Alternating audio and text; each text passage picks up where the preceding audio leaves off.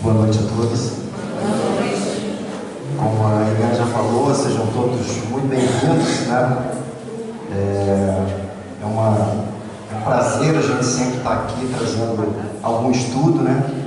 E nessa noite eu vou trazer um pouco daquilo que é o trabalho na Casa Espírita, principalmente nessa questão de assistência e promoção social. Mas antes da gente falar especificamente do que é o trabalho na Casa Espírita, né,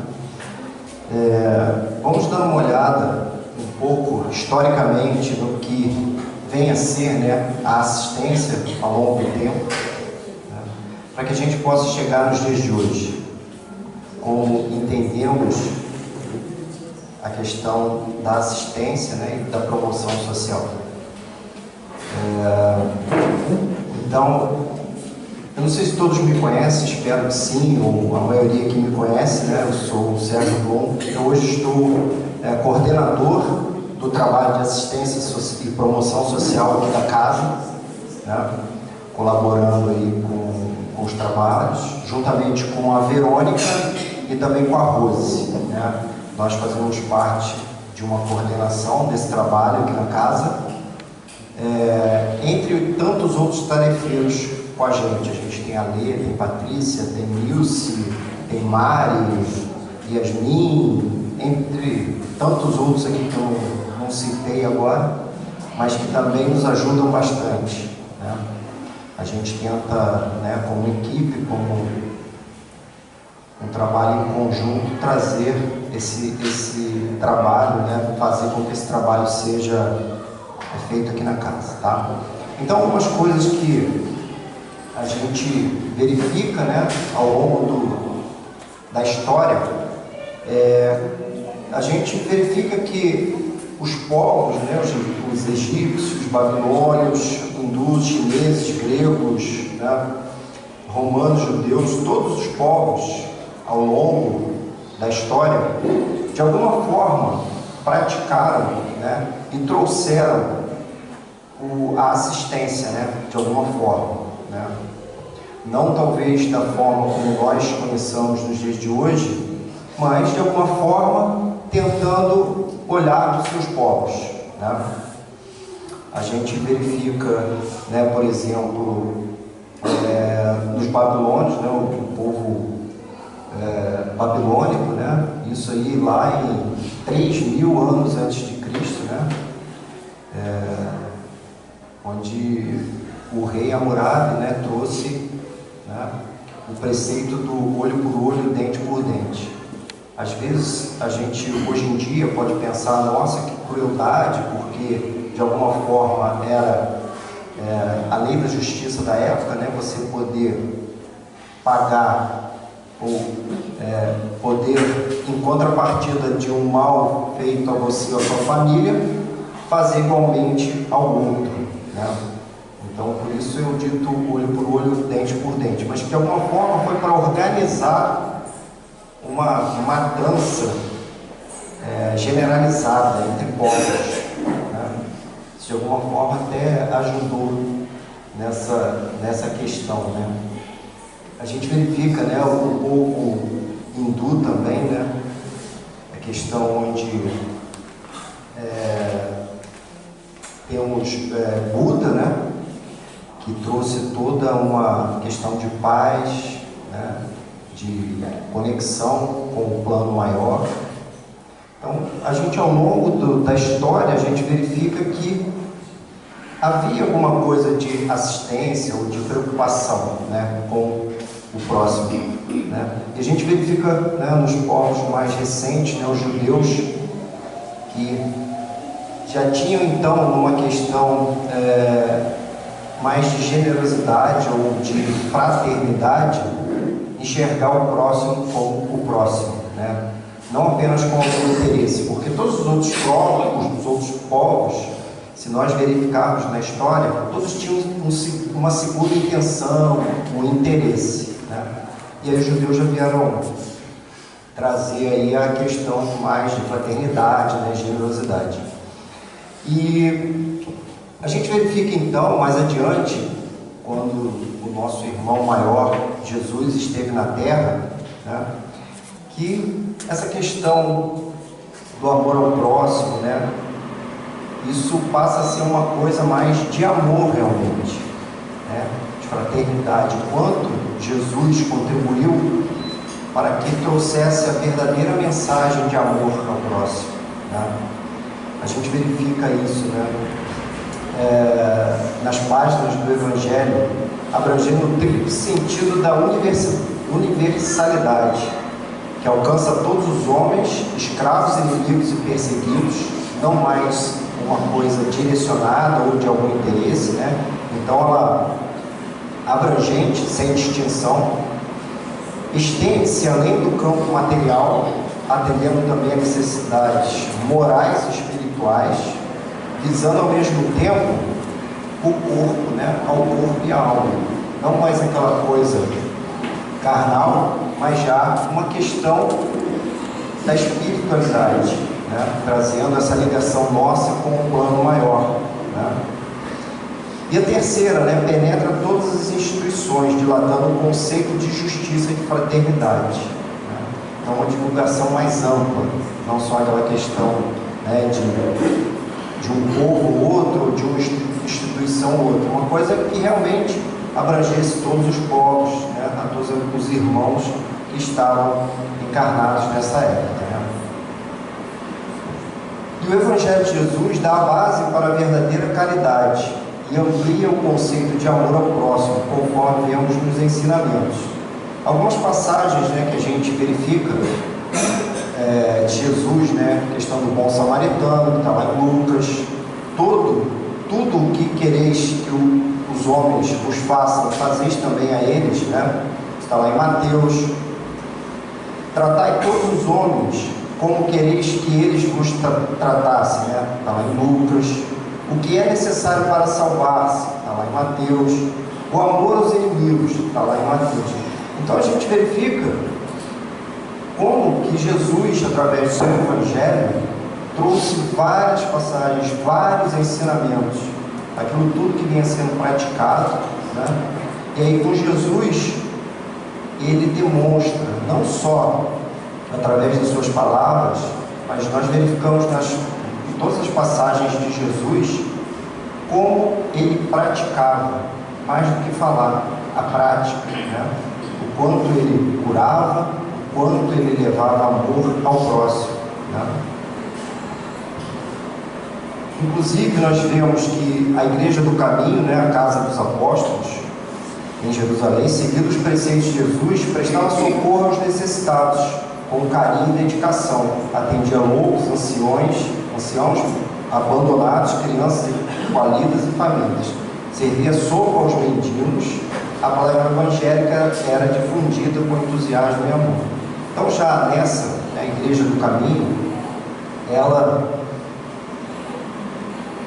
já de alguma forma, né, praticava aquilo que Jesus pregava, né, através dos seus seguidores, dos seus apóstolos e discípulos, o quanto a caridade já era praticada, não só a caridade material, mas também os ensinamentos, né, os ensinamentos evangélicos. E isso era a forma como já vinha sendo praticada essa caridade, praticada essa forma de amor ao próximo, né? Tudo aquilo que Jesus vinha, né, ou nos trouxe nessa época. A gente verifica, né, que no século XVII nós temos um irmão, né, São Vicente de Paulo, que ele deu novos rumos à assistência, desenvolvendo a visita à casa dos pobres a fim de melhor conhecê-los nas suas necessidades e problemas. E ele fez isso, né, mais tarde com Luísa de Marilac, que funda a Associação das Damas de Caridade, estendendo seu programa assistencial. A gente vai verificar que São Vicente de Paulo, né, ele já entendia essa forma de caridade, de praticar a caridade, não só mais aquela forma assistencialista de dar algo, de dar o que comer, de servir uma sopa, um agasalho, né, alguma coisa desse tipo, mas a necessidade de entender, né, aquilo que os povos, aquilo que os sofredores das ruas tinham necessidade. E a forma como São Vicente de Paulo fez isso foi indo até eles, né, visitando esses desamparados, tanto, claro, materialmente como espiritualmente. Muitos necessitavam de carinho, de uma palavra, né? E com essa criação da Associação das Damas da Caridade, né, junto com a Luísa de Marilac, o trabalho foi enorme, né? Foi um trabalho que perdurou durante vários e vários anos, de realmente de levar até o próximo, né, aquilo que eles necessitavam, não só mais aquela questão da doação material. E em seguida, né, ainda dentro da história, apenas para a gente deixar registrado, a criação da Cruz Vermelha em 1864, né, no trabalho do suíço Henri Dunant, né, que basicamente elas prestaram assistência aos feridos de guerra, né? Então, apenas para a gente registrar aí alguma coisa que nós vemos na história em relação à assistência. E aqui no Brasil, por volta de 1550, nós temos Nóbrega e Anchieta, vindos de Portugal, que dedicam-se ao trabalho de catequese do índio e assistência em geral. Então, uma forma de como, né, os portugueses vieram, quando chegaram aqui no Brasil, vieram trazer, né, essa doutrinação, né, através aí dos ensinamentos para os índios, né? Nós tínhamos aqui, como todos sabem, o nosso povo indígena, né? E os portugueses vieram catequizá-los, né, doutriná-los. Mais tarde a gente vê, né, Brás Cubas, né? Na verdade, mais tarde, não, mais ou menos na mesma época, cria a primeira Santa Casa. Santa Casa, a gente verifica que é ainda hoje em dia utilizada, né? Nós encontramos algumas santas casas espalhadas pelo Brasil, infelizmente, nem todas em boas condições de assistência, né? Mas os hospitais não deixam de ser uma assistência, né? Isso foi criada a primeira lá onde hoje se localiza Santos, né? Ainda nós temos Fabiano de Cristo, né, um português, por volta de 1700, veio para o Brasil, ingressando mais tarde na Ordem dos Franciscanos. Dedicou a vida à prática da assistência aos doentes e necessitados. E aí nós chegamos numa época, né, em que temos o nosso irmão Allan Kardec, né, que nos trouxe a codificação do Espiritismo. E aí nós vamos ver o que Kardec nos dizia sobre essa questão da assistência. Então, o Espiritismo com Allan Kardec traz nova luz à tarefa assistencial, realçando a responsabilidade dos seus seguidores pelo preceito: fora da caridade não há salvação. Fundamenta a prática da fraternidade no Evangelho de Cristo. Então, tudo aquilo que Jesus já nos trouxe numa época anterior, Kardec veio reforçar, mas não só reforçar, ele veio trazer uma nova visão para que nós, né, espíritos encarnados, pudéssemos também entender a real necessidade da nossa prática, a real necessidade de nós promovermos a assistência ao próximo, né? Nós não dependemos somente de instituições ou de governos, né, ou, como melhor dizendo, o Estado, para que a caridade, a fraternidade seja praticada, a assistência social seja praticada. Mas todos nós somos responsáveis em praticar e prestar assistência ao próximo, né? E aqui no Brasil nós temos alguns destaques, né? Alguns espíritas em que no meio espírita nós conhecemos, né? Nós temos o Dr. Bezerra de Menezes, Eurípides, Barçanufo, Anália Franco, Batuíra, Chico Xavier, Divaldo, mais recente, né? Todos eles nos trouxeram vários exemplos, né, de amor e caridade ao próximo. A gente talvez está mais acostumado a escutar, né, sobre Bezerra de Menezes, né, sobre Chico Xavier, Divaldo Franco, que são mais recentes, mas nós temos vários outros que foram grandes colaboradores da prática, da verdadeira caridade, do amor ao próximo. Tá? E nós chegamos em um momento aqui, em 20 de abril de 1890, em que a FEB, né, a Federação Espírita Brasileira, ela, através, né, do presidente da época, o Dr. Francisco Dias da Cruz, ele, com o objetivo de assistir nas suas necessidades materiais e espirituais os que viviam em penúria física ou moral. Dada a sua importância, a assistência aos necessitados tornou-se o centro das ações promovidas pela FEB. Então, até então, a FEB não tinha ainda muito essa questão, né? A nossa Federação Espírita Brasileira não atendia muito aos necessitados. Foi a partir daí, com a criação desse departamento de assistência social, em que digamos, o meio, não só o meio espírita, mas assim, através de sua federação, a assistência social foi consolidada como uma necessidade real de auxiliar o próximo. Tá?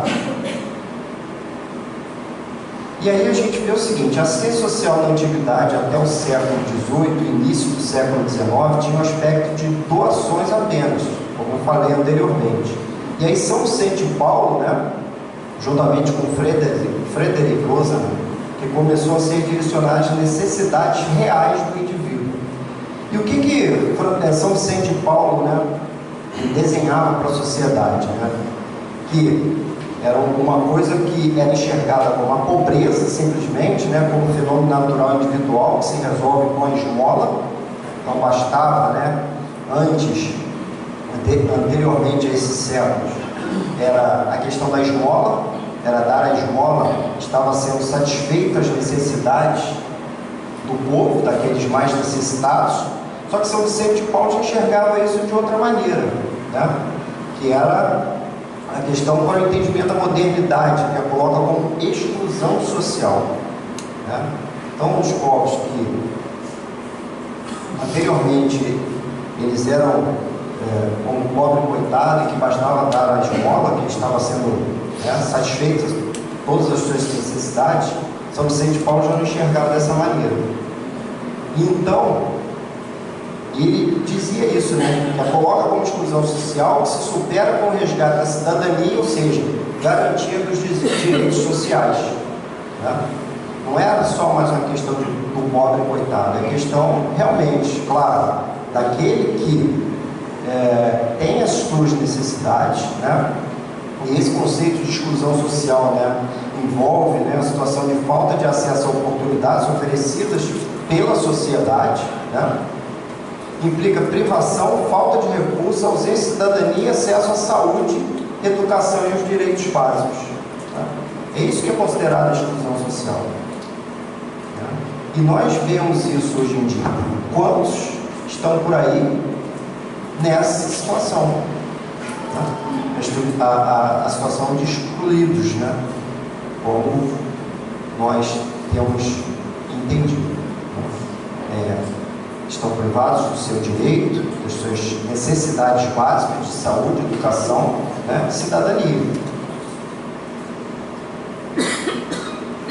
E aqui no Brasil, né, isso foi uma briga longa, até que aqui no Brasil se reconheceu essa necessidade, né, através de um longo processo de construção social para que a assistência social pudesse hoje ser considerada dever do Estado de direito cidadão, conforme estabelece o artigo 203 da Constituição Federal. Esse dispositivo está regulamentado pela Lei 8.742, que é a Lei Orgânica da Assistência Social. E essa lei, né, ela é de 2016, então é recente. Isso passa a ser, né, uma nova concepção de assistência social, superando um pouco aquela questão da filantropia, né, em que durante séculos foi praticado aqui no Brasil. Então, a partir de agora, a gente já enxerga esse excluído socialmente, né, como uma pessoa necessitada, em que o Estado, com certeza, deve prover, de alguma forma, a ajuda necessária, mas como todos nós, como cidadãos, podemos ajudar para melhorar a condição desses irmãos. E aí a gente verifica, né, o que é a caridade, né? Qual é o verdadeiro sentido da caridade? Né? E a gente verifica lá no Livro dos Espíritos, na questão 886, o seguinte: qual o verdadeiro sentido da palavra caridade como a entendia Jesus? Pergunta Kardec aos Espíritos. E eles respondem o seguinte: benevolência para com todos, indulgência para com as imperfeições dos outros, perdão das ofensas. O amor e a caridade são um complemento da lei de justiça, pois amar o próximo é fazer-lhe todo o bem que nos seja possível e que desejáramos nos fosse feito. Tal o sentido destas palavras de Jesus. Então a gente, como muitos dizem aí, a gente enxerga, escuta de alguns irmãos nas redes sociais ou pessoalmente, né, a questão da empatia, é se colocar no lugar do outro, nós entendemos realmente aquilo que o outro está passando, né, para que a gente possa atender às suas necessidades, né. E ainda, né, a questão da esmola. Muitos pensam, né, eu estou fazendo a minha doação, eu estou doando alguma coisa, né, e isso já me basta. Mas a gente vai ver que não é ainda o suficiente. Depende muito de nós em vários aspectos, né. E lá no Livro dos Espíritos, na questão 888, nessa questão da esmola, Kardec pergunta: dar-se-á reproveis a esmola?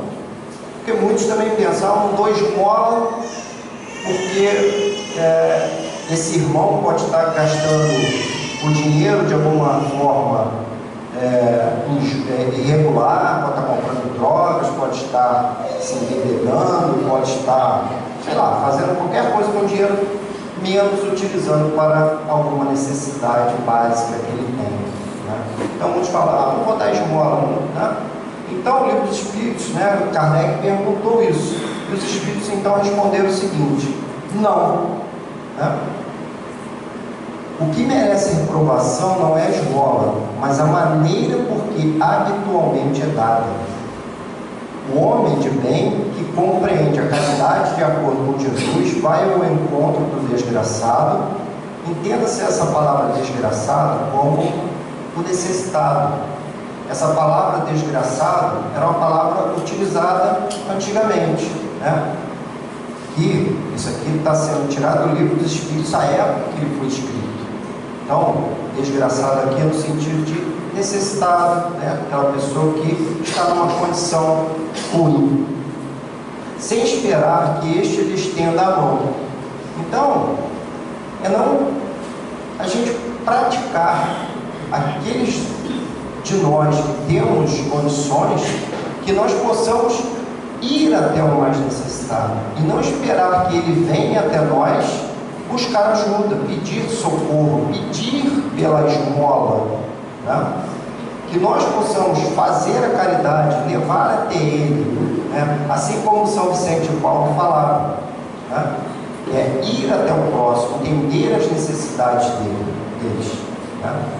Não ficar aguardando que eles nos procurem, né?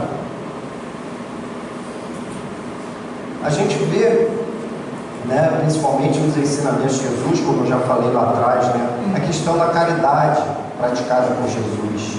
caridade e amor ao próximo. Então nós vemos na passagem do bom samaritano, né? Quem tiver curiosidade, eu não vou entrar aqui em detalhes, senão a gente vai prolongar muito a palestra de hoje. Mas quem tiver curiosidade, procura lá no Evangelho segundo o Espiritismo, né? No capítulo 15, no item 1. Né? Vocês vão ver lá o que Jesus nos trouxe em relação ao bom samaritano. Quem tem vindo às palestras aqui, muito provavelmente já escutou, né? E ou conhece. Né? E a outra coisa é em relação à ostentação, né? Porque muitos praticam a caridade, né? Mas querem fazer a propaganda disso como uma coisa, como vaidade, né? Para se mostrar para o outro, né? E a verdadeira caridade, né? É aquela que é praticada sem que ninguém perceba, ninguém entre aspas, né? Porque pode, aos nossos olhos que estamos aqui encarnados, né? Ela está sendo praticada e ninguém está vendo, mas pode ter certeza, a espiritualidade que nos acompanha, né? Deus, nosso Pai, Ele estará com certeza vendo isso tudo, estará nos acompanhando. E essa é a verdadeira caridade, é aquela que é feita sem interesse, sem propaganda, sem ostentação. Não tem necessidade, né, da gente fazer propaganda de algo que a gente está fazendo para se orgulhar, para se envaidecer. Nós devemos praticar a caridade, esse amor, essa fraternidade ao próximo, sem necessidade de ficar nos envaidecendo, nos mostrando. A prática deve ser silenciosa.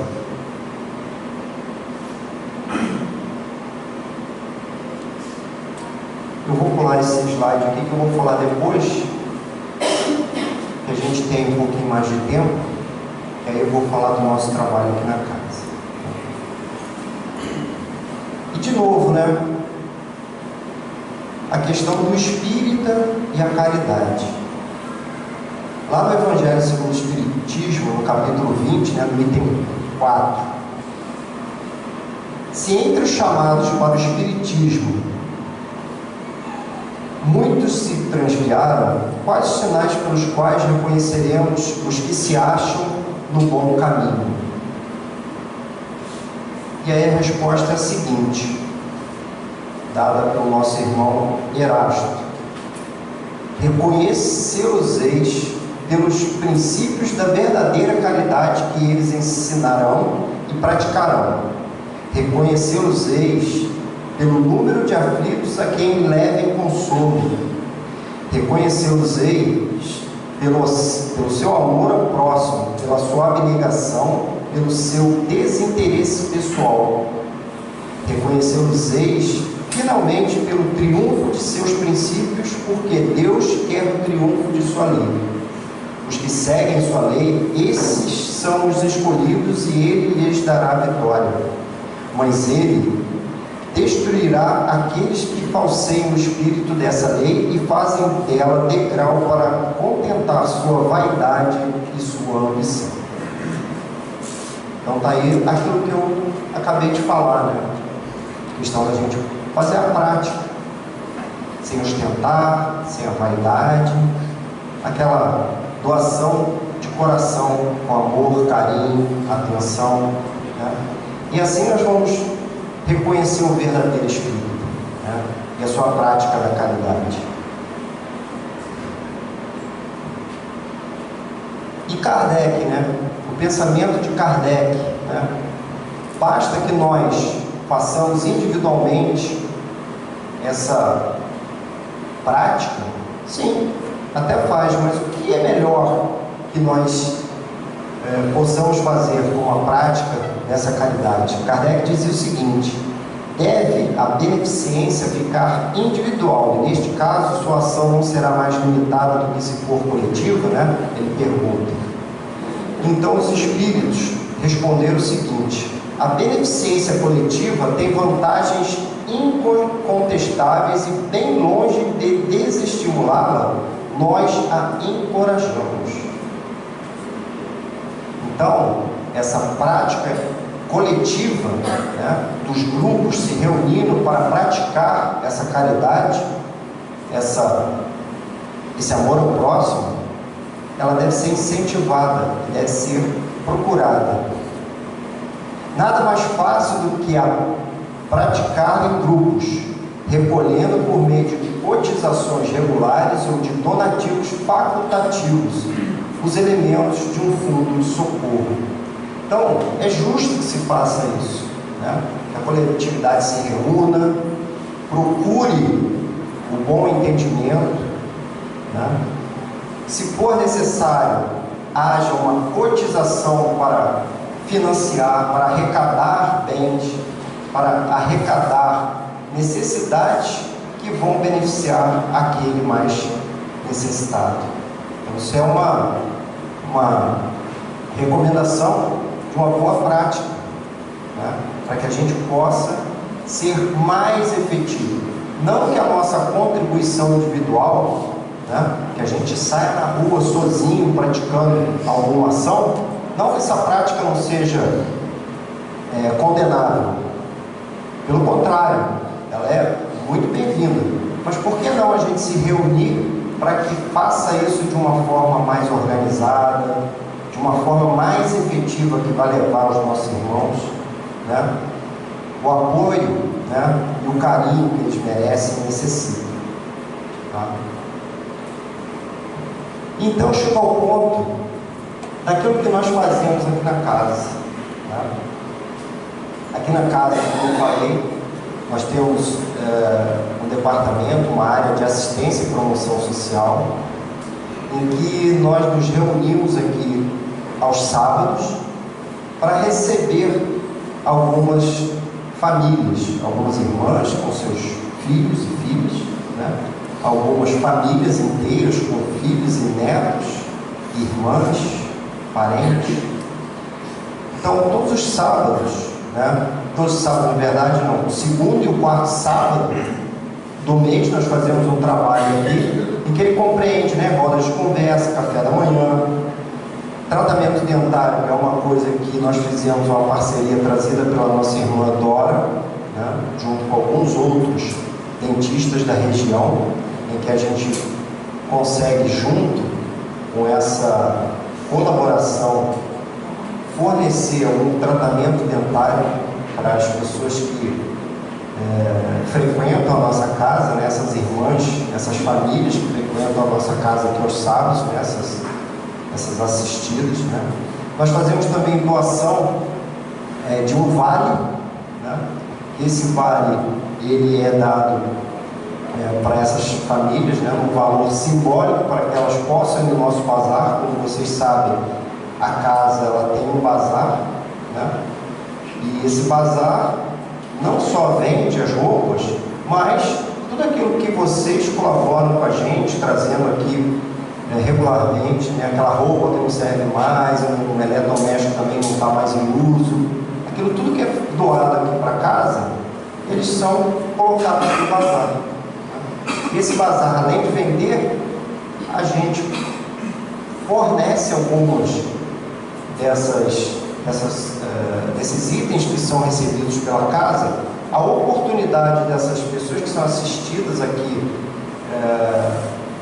no nosso trabalho, para que elas possam ir lá e verificar aquilo que elas necessitam, né? É uma roupa, né, principalmente, mas também tem alguns outros itens, né? Como eu falei, essa questão da exclusão social, não é só a roupa, não é só o alimento, né? É cidadania, é direito à saúde, segurança, tudo, né? Como todos nós temos esses direitos, né? Doação de cestas básicas, né? A gente também faz todo mês aqui para aquelas que realmente têm necessidade, que elas possam receber uma cesta básica de forma a, de alguma forma, contribuir um pouquinho para essa questão do alimento, né? Porque também está muito difícil, né? Então, aquelas que são mais necessitadas, a gente tem fornecido cesta básica, com a contribuição da maioria de vocês aqui, ou se não todos, né? Trazem um quilinho de açúcar, um quilinho de feijão, é o óleo. Então, isso tudo está sendo revertido para esses trabalhos, né? E a gente tem algumas coisas em andamento, né? Eu já falei algumas vezes aqui em algumas palestras sobre a nossa necessidade, né? A gente está trabalhando para que a gente atenda melhor essas pessoas que têm vindo aqui sendo assistidos no nosso trabalho, né? Aí eu vou só abrir um parênteses aqui para a gente contar um pouquinho da história, como a casa fazia a sua assistência, né? Isso tudo, né, historicamente, tudo de acordo com as necessidades e com aquilo que tanto a SERJ, né, que é a nossa confederação aqui no estado, também a FEB, sempre nos orientou.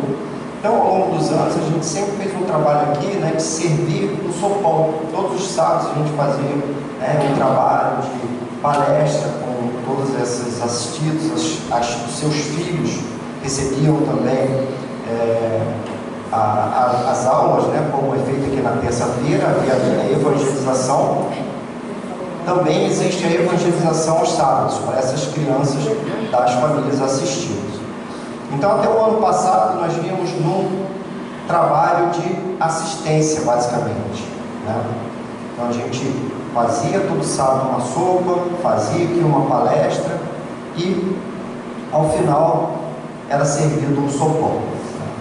Do início desse ano para cá, nós mudamos, então, um pouco esse trabalho, para que o trabalho ficasse realmente de forma a atender as necessidades e de acordo com aquilo que nós atualmente enxergamos como a verdadeira caridade, né? Não é só esse fornecimento do alimento material, né? Seja sopa, seja roupa, seja qualquer item encontrado lá no bazar, mas uma forma de realmente promover, né? Promovê-los, né, socialmente. Então, por isso, a sigla hoje, ela é SAPS, Setor de Assistência e Promoção Social Espírita. Então, ela é de assistência, mas também de promoção social, que é o que a gente pretende, é dar a todos aqueles que frequentam aqui o trabalho, ter a oportunidade de encontrar algo melhor. Muitos que frequentam esse trabalho são desempregados, não encontram, né? Todos sabemos que a situação está difícil para todos. Imagina para quem realmente está numa camada menos privilegiada da nossa sociedade. Então, nós tentamos, né, estamos tentando implantar aqui nesse trabalho, por isso que eu falei que abri um parênteses aqui, porque, como vocês veem aqui, embaixo eu coloquei oficinas profissionalizantes e visitas fraternas. Essas oficinas profissionalizantes, justamente para tentar fazer a promoção social dessas pessoas que frequentam a casa, né, que frequentam o trabalho. E essas visitas fraternas, né, nós conseguimos montar grupos em que nós conseguimos ir até a localidade onde essas pessoas vivem, para que a gente possa realmente prestar o atendimento necessário dessas famílias, né? Porque hoje a gente tem recebido muito eles aqui na casa, mas aquilo que São Vicente de Paulo já desenhava lá no passado, nós precisamos ir até eles, precisamos enxergar a real necessidade daquilo que eles estão precisando, não só ficar aqui, né, na nossa casa esperando que eles tragam as suas necessidades. Mas isso, a gente, como eu falei, no início do trabalho, essa alteração do trabalho, se iniciou no início de 2018, e a gente tem uma caminhada longa pela frente. Começou o trabalho com já uma alteração nessa questão, né, do servir a sopa. A gente não serve mais a sopa, a gente tem servido um café da manhã, tem feito basicamente uma confraternização através de um café da manhã, onde a gente recebe já todos eles, né, todas essas famílias assistidas e faz uma grande confraternização no café da manhã. E aí, em seguida, a gente não faz mais palestras como a gente fazia antigamente. né? Antigamente a gente tinha muito essa palestra como é dada aqui às terças e domingos. Então nós mudamos um pouco. A gente faz aqui o que a gente chama de roda de conversa. A gente faz um grande rodão aqui no salão, em que a gente faz brincadeiras, a gente faz conversas dinâmicas de grupo, para que traga, né, essas famílias para mais próximos da gente. E a gente também se aproximar mais deles. Que eles possam se abrir, possam ter aqui um momento, né, conosco, em que a gente consiga colaborar um pouquinho nessas dificuldades que eles têm. É claro que continuamos prestando assistencialismo, né, a doação das cestas básicas, a doação de roupa, ou às vezes chega algum necessitado aqui pedindo algum material para sua casa, a gente tenta colaborar, às vezes um remédio. Então, a assistência é necessária, né? Essa questão da gente doar algo a eles. Mas a gente quer algo mais, quer algo que realmente ajude-os a dar um passo à frente, seguir adiante, não ficar só no comodismo, né, de estar aqui recebendo uma cesta básica, roupa e só isso.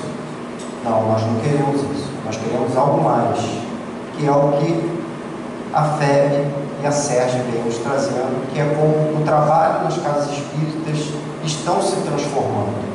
A gente, né, começou isso no ano passado, mas a casa aqui está implementando esse ano, mas algumas casas espíritas na região e até no estado, elas ainda estão no processo antigo, ainda trabalham somente com a assistência. Então aqui na casa a gente já está começando um trabalho diferente, para que a gente possa realmente enxergar essa necessidade e colaborar de alguma forma. Então a gente ainda tem um longo período aí, tem um longo caminho pela frente, para que o trabalho realmente seja concretizado. E por isso que às vezes a gente pede, será que não tem ninguém aqui que possa colaborar com algum trabalho? A gente sabe que é difícil, né?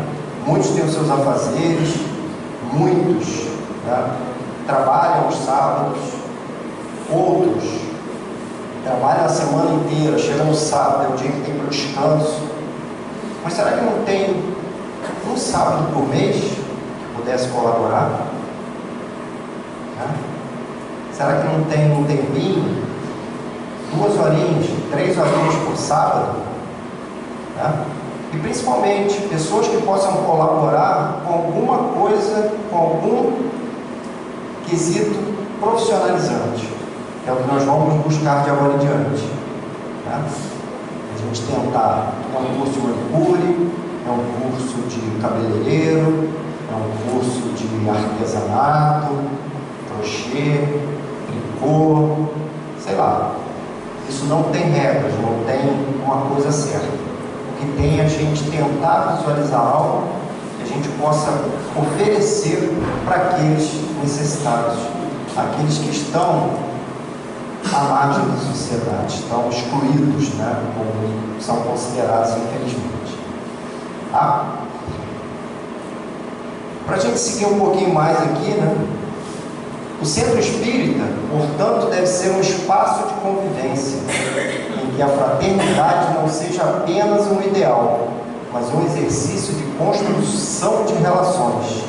Mais do que uma casa prestadora de serviços, né, alimento, roupas, um espaço de convivência onde o usuário de seus serviços, em sua condição de cidadão, sujeito de direitos, gosta de estar sempre, sente-se bem em estar, é recebido como é, com seu jeito, com as suas características, com a sua forma de falar, e aonde encontra quem se dispõe a conversar com ele, de forma natural, de irmão para irmão, dando-lhe tempo para que caminhe do ponto em que se encontra e permita acesso ao seu coração, abrindo-se também para o coração do outro, a semelhança do bom samaritano da história evangélica.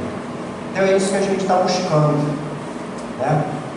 Criar aqui na casa esse espaço de convivência, para que a gente possa fazer essa integração com eles, que a gente não pense mais como eles e nós.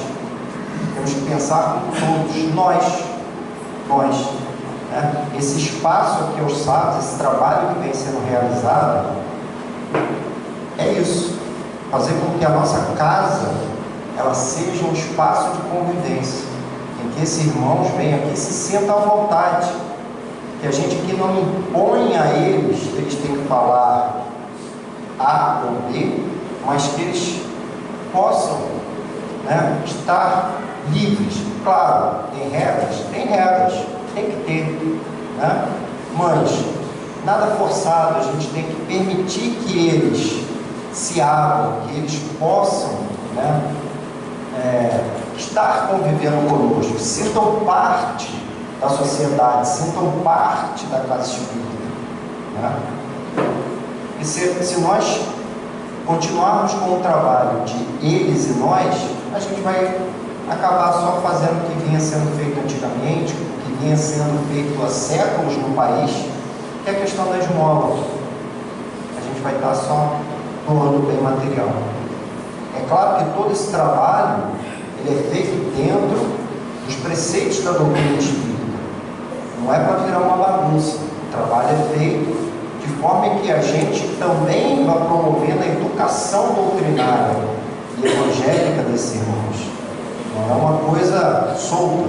Cada um vai chegar aqui, vai trazer um funk, o outro vai trazer uma música evangélica, o outro católica, o outro.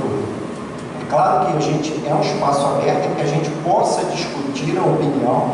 A gente recebe aqui muitas famílias que frequentam uma outra religião, né? A gente sabe disso, mas que aqui a gente tem que prezar pelo ambiente aberto, fraterno, amoroso, em que eles se sintam bem e sintam vontade de estar aqui, não só pela questão do alimento, né? Elas, né, essas famílias precisam vir aqui com vontade de estar aqui, e é isso que a gente tem enxergado muito em todos aqueles que aqui vêm, né? Eles vêm com vontade.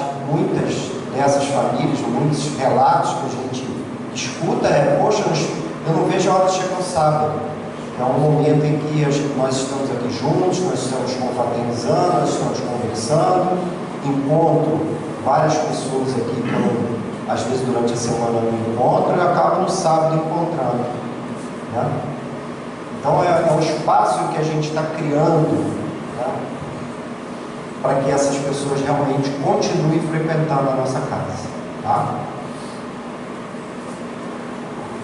E a definição do sábado, só para a gente ir concluindo aqui: o serviço de assistência e promoção social espírita deve ser realizado sem imposições, de forma integrada, com orientação doutrinária e assistência espiritual, de modo que possa constituir-se em um dos meios para a libertação espiritual do homem, finalidade primordial da doutrina espírita. Então essa é a nossa colaboração. Aqueles que estão fazendo parte do trabalho, né, como nós temos vários tarefeiros aqui contribuindo, é fazer com que